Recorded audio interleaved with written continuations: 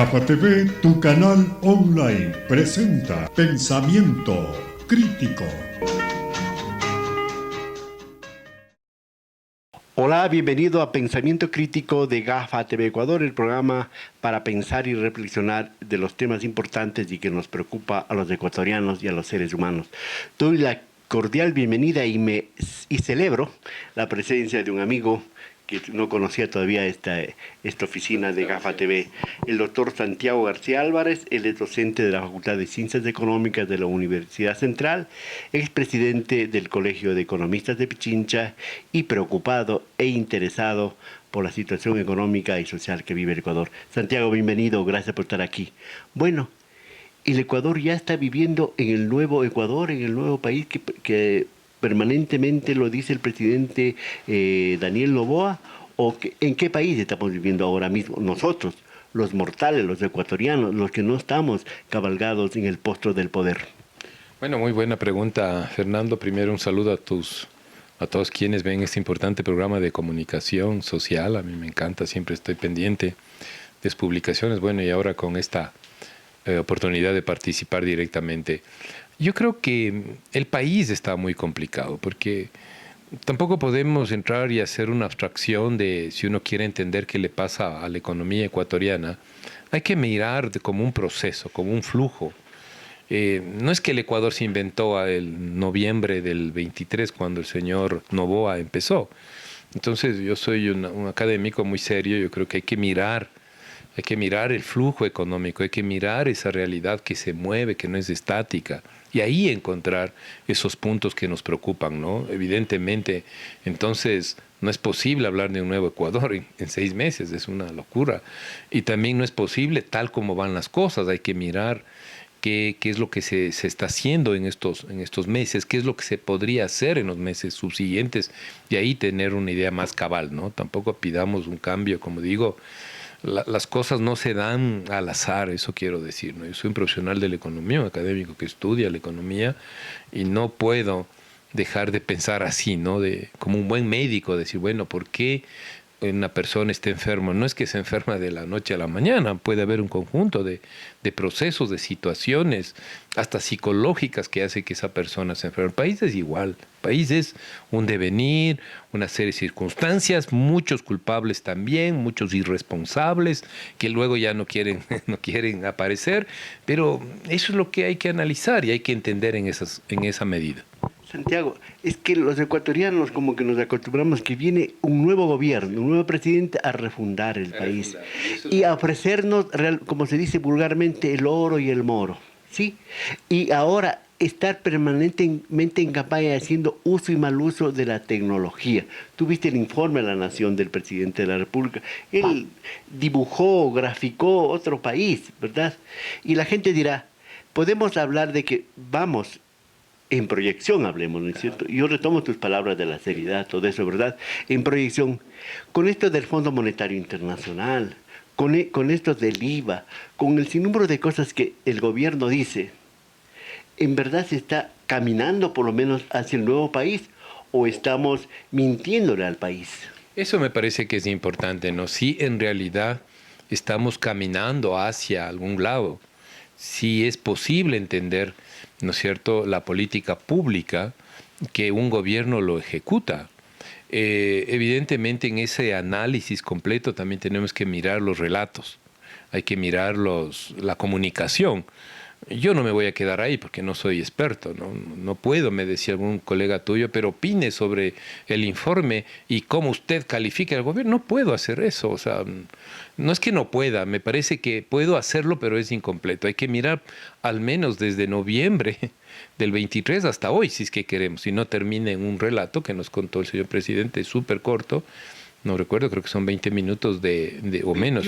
28 minutos. 14 de video. Entonces, yo a los ciudadanos les digo, no, tenemos que ir más allá. Tenemos que encontrar análisis mucho más completos, integrados, con respecto a cómo viene la economía. El 2023 la economía ya venía cayéndose.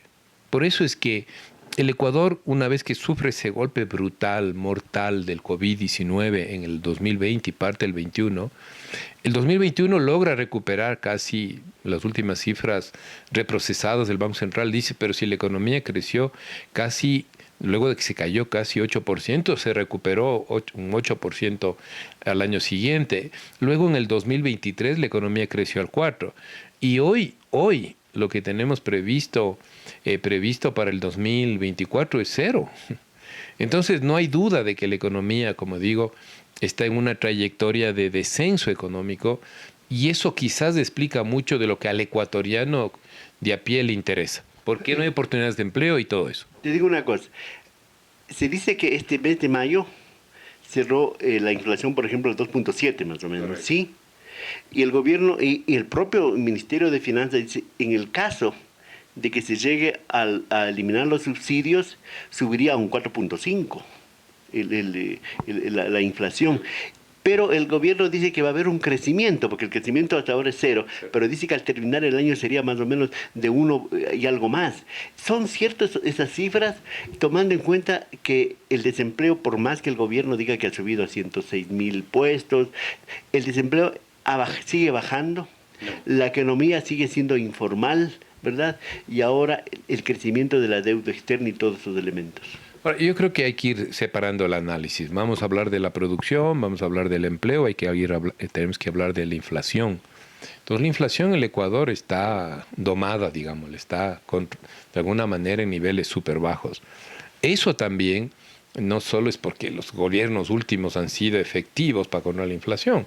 Porque no hay consumo, porque la demanda también está baja, está caída, y entonces eso hace que ya el comportamiento de los precios a nivel nacional también estén contraídos. 1. 2. Como digo, el contexto es de bajo crecimiento o crecimiento nulo. Esa es la tendencia. O sea, decir lo contrario. Hemos visto las cifras del FMI hasta el 2029, que tienen la proyección. Desde el 24 al 29 la economía crecerá menos del 2% en promedio.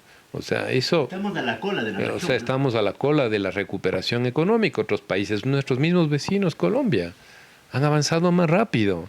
¿Qué decir de países con un crecimiento más acelerado, los propios peruanos? O, bueno, son casos especiales como el caso panameño o el propio Uruguay. Pero bueno, entonces, en ese contexto de precios contenidos, en ese contexto de baja producción, entonces no hay otra lógica que a mí no me queda duda. Esto se expresa en incremento de las personas que no encuentran empleo y que buscan, por tanto son desempleados, y el ecuatoriano, ya sabemos, en su gran mayoría encuentra ocupación o empleo en los sectores informales. Tanto es así que el último dato que tenemos del empleo inadecuado, que recoge las categorías de subempleo, otro trabajo inadecuado y trabajo no remunerado, son 5.400.000. Y las personas que tenemos ya, no sé, obviamente el derecho, también de cierta manera el privilegio, somos cerca de 3.200.000. Es decir, ya hay una brecha, un gap entre quienes trabajan en lo precario, en el salario y en el empleo sin garantías, de 2 millones, porque son 5,5 millones, comparado con 3 y pico millones de quienes tenemos esas garantías.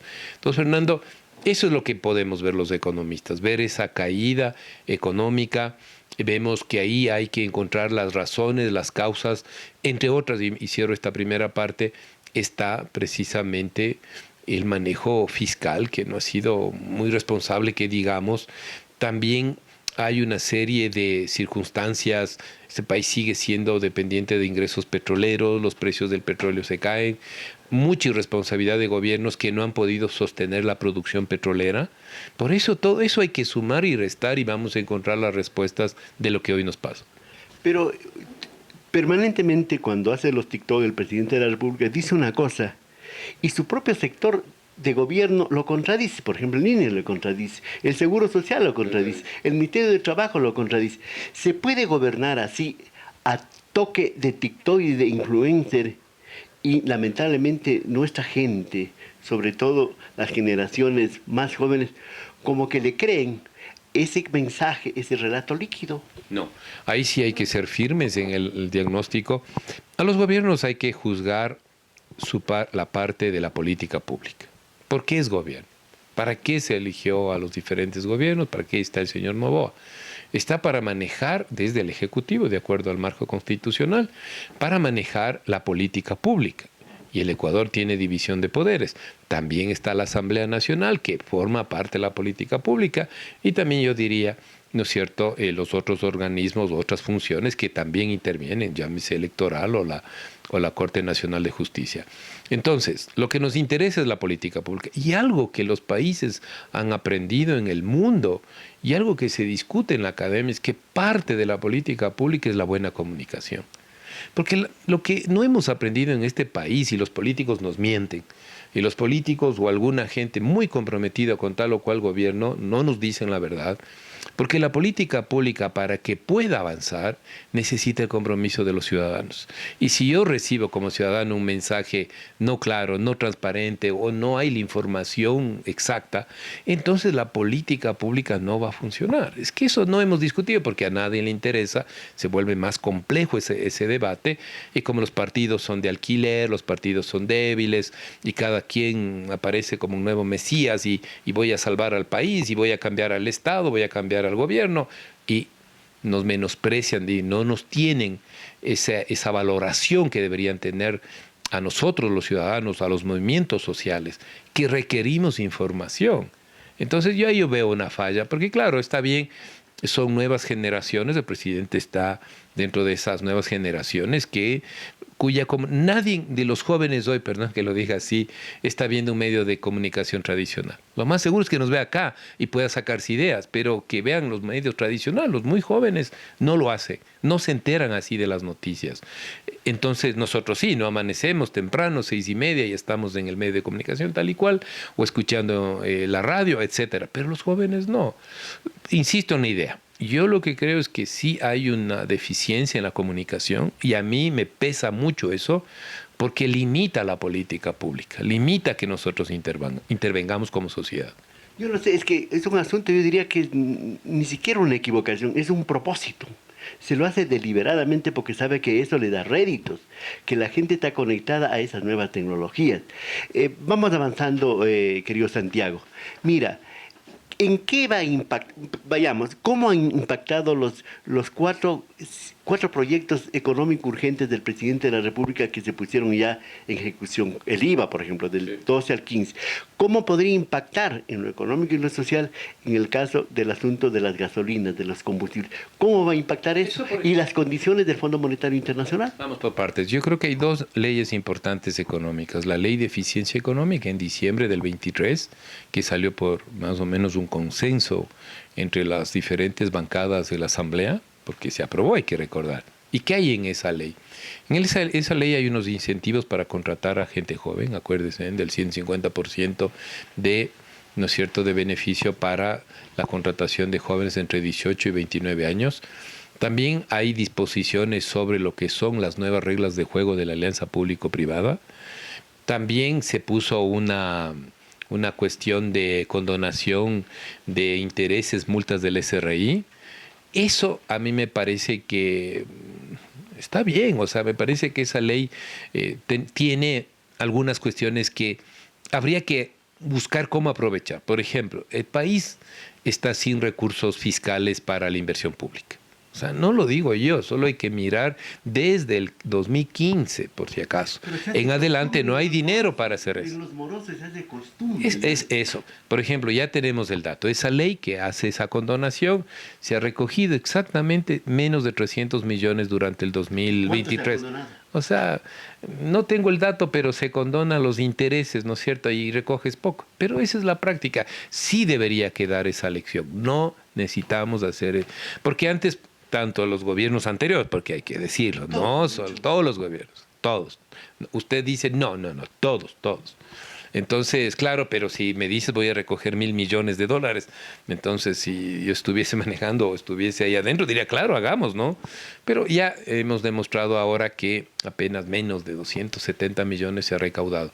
Eso es la primera ley. La otra ley importante es esta ley, ¿no es cierto?, de lucha contra el crimen organizado, y ahí va aparejado el IVA. Yo personalmente creo que el país no tenía otra opción que ajustar el IVA. O sea, ahí sí, sí, bueno, pero ¿cómo es que no se defiende al pueblo ecuatoriano? Pero necesitas generar ingresos fiscales para hacer frente a los temas de déficit fiscal. El señor Lasso finalmente, el 2023, dejó un déficit cercano al 5% del Producto Interno Bruto y una necesidad de financiamiento de cerca del 10% del Producto Interno Bruto. Ahí te hago una pausa. Ya la gente hasta aceptó, si vos quieres. Exacto, es que hasta aceptó. sí, pero esa plata no ha sido justamente para la seguridad, sino ha sido una imposición del Fondo Monetario. Es decir, nos metieron la mano mintiéndonos, porque ha sido una imposición. Sí y no, porque en el acuerdo que si quieres ir al Fondo Monetario Internacional tienes que firmar una carta de intención. Pues simplemente si no se hubiese subido el IVA, hoy lo hubiesen puesto. Pero ya se hizo antes, ¿no? Esto también yo critico mucho, a veces me parece que es más un lenguaje político. La caja fiscal entran muchos recursos de diferentes fuentes. Entonces acaban de decir ahora, llegó 1.000 millones del FMI y le debemos el crédito puente de 700. Entonces todo esto es una vaina. No, por favor, es un análisis muy simple. No, yo no lo puedo pasar. O sea, la caja fiscal entra en recursos. Lo que hay que hacer es respetar el marco jurídico del endeudamiento para pagar deuda o para inversión. No puede ir para gasto corriente, entonces no puedo destinar el dinero a pagar sueldos de nadie. Entonces, eso es lo que hay que entender. Entonces me parece simplifica mucho la realidad, porque al final del día lo que se debe intentar es tener los recursos suficientes como para sostener el gasto público y no volver a tener un déficit del 5%. Yo ahí me parece que no tiene el país más opción. Porque uno diría, no, mejor déjalo ahí, como he escuchado a muchos políticos. Pero ¿cuál es el problema? El déficit fiscal del 5%, déjalo. Entonces yo le preguntaría a ese político que deje de pagar a los bancos lo que él debe y a ver cómo le va. El país no puede dejar de hacer eso. Lo que hay que hacer es una política donde ponga por delante, ejemplo, el gasto público, prioridad salud, prioridad educación, prioridad los bonos. Eso es lo que hay que garantizar, ¿sí? Luego, los impuestos, cobrar bien los impuestos, incluido a ciertas clases medias, que podemos y debemos ser los primeros en mostrar el pago de nuestros impuestos. Hay profesionales médicos, para poner un ejemplo, de buen nivel, que ganan mucho dinero, pues hay que pagar los impuestos, señores. Las medianas empresas tienen que aprender a pagar impuestos.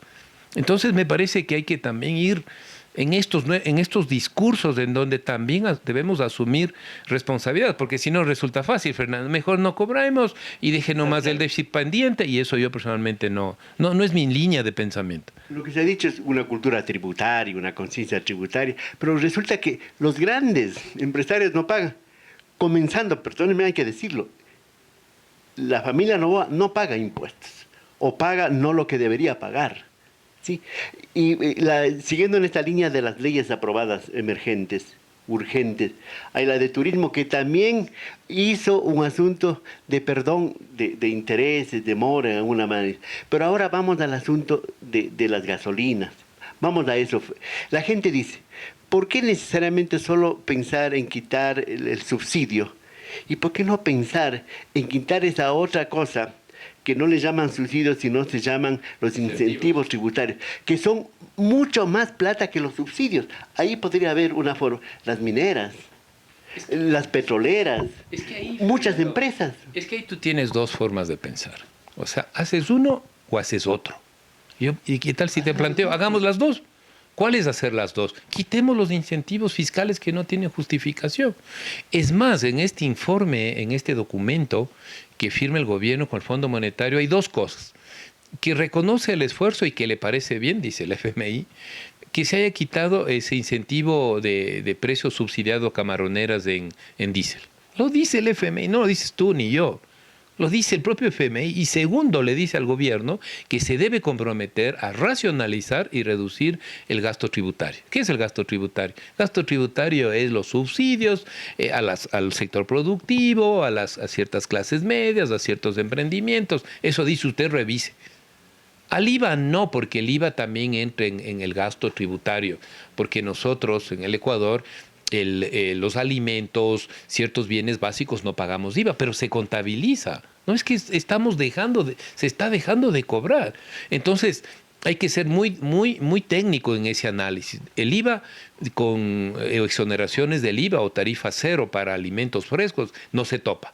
Pero incentivos tributarios a las inversiones, a la producción. Señores, muéstrenme los resultados para darle el incentivo, ¿no es cierto? ¿Qué empleo ha creado? ¿Cuánto más ha exportado? ¿Cuántas divisas trae? Eso no se habla. Pero ya te cuento, el propio FMI le dice, no un asambleísta, no la asamblea, no la oposición, el FMI le dice, a ver, usted firme aquí y comprométase, no recuerdo ahorita la fecha, pero el gobierno tiene que hacer una revisión completa de sus incentivos tributarios. Vamos a terminar. Sí, solamente quiero un comentario así en pocas palabras.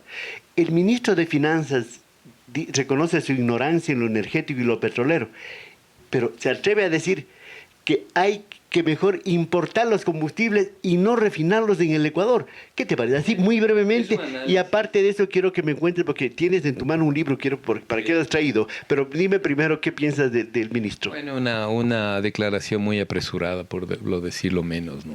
El Ecuador tiene capacidad instalada de producción de combustibles. Que no le alcance es otra cosa. Entonces hay que aprovechar esos recursos. No sé cómo estén midiendo para salir con esa afirmación, pero va en contrasentido de lo que acabo de decir. Tienes capacidad instalada y mejor vamos a importar. ¿Y qué voy a hacer con la capacidad instalada de la fabricación de gasolinas?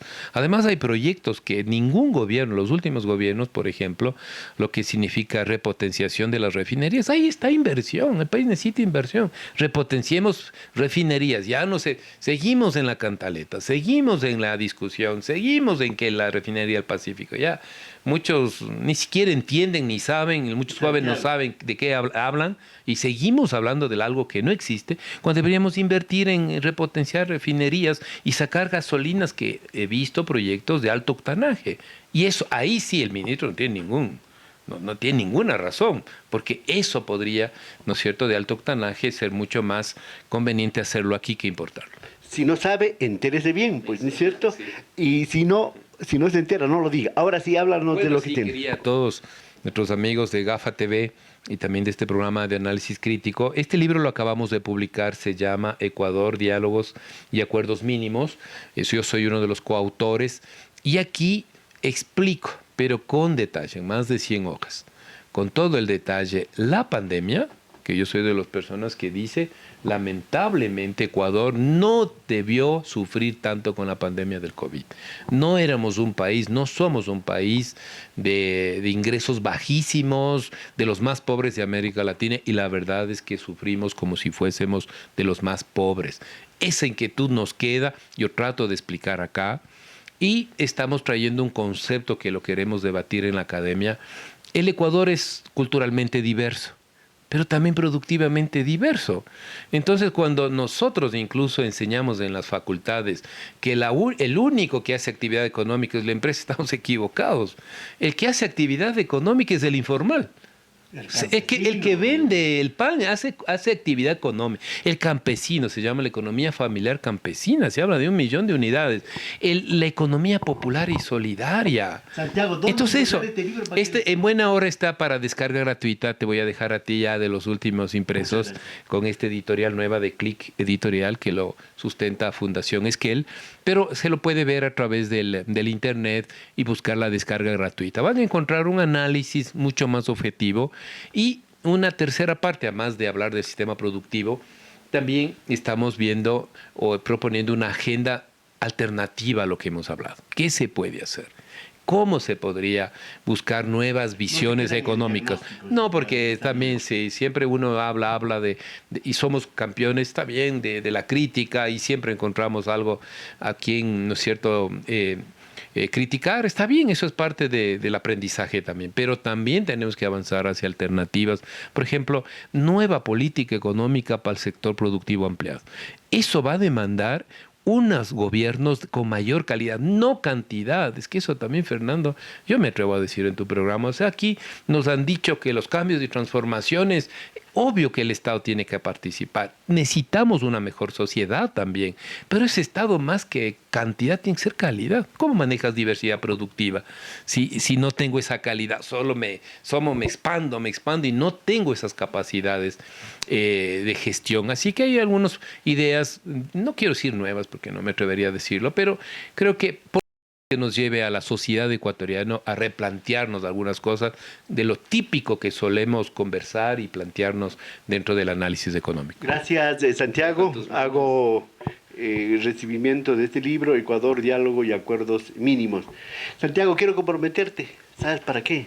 Para hablar de la universidad. Tú eres docente de la universidad, en los próximos días habrá alguna resolución y ojalá sea una salida para resucitar y recuperar a la Universidad Central del Ecuador como ente pensante, como ente creador de ideas, de pensamiento y de propuestas para el país. Agradezco la presencia del doctor Santiago García Álvarez, docente de la Universidad Central, es presidente del Colegio de Economistas de Pichincha, por haber asistido y haber hablado con la franqueza que él suele hacerlo y pedagógica y didácticamente de la situación económica del Ecuador. Señoras y señores, hasta aquí, Pensamiento Crítico de GAFA TV Ecuador. Hasta la próxima. GAFA TV Producciones y este canal presentaron Pensamiento Crítico.